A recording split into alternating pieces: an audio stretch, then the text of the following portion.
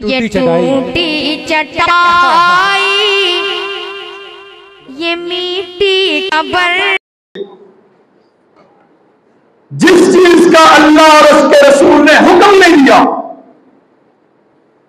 जो काम करने का तरीका उन्होंने नहीं बताया, तो हमने वो मेयार बना लिया कि ये नेकी है।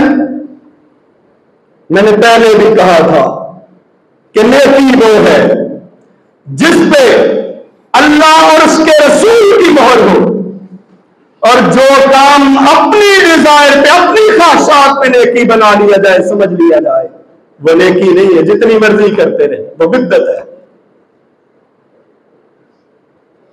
उसकी मिसाल दी मैंने कि हम नमाज पढ़ते, एक रकत में 2 सजदे करते।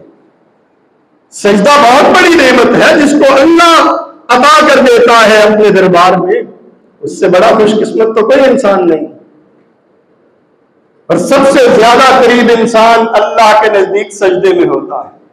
लेकिन हम एक रकत में इसको नेकी समझ के, बड़ा अच्छा अमल समझ के 3 सजदे क्यों नहीं कर लेते?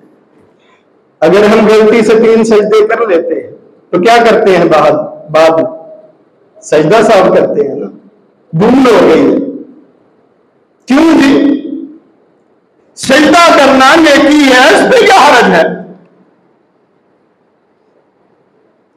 अब आप अजान हो रही हो, कुरान मजीद 1 हरफ पढ़ने पे 10 नेकी मिलती है ना। लेकिन जब अजान हो रही हो तब आप कुरान नहीं पढ़ सकते।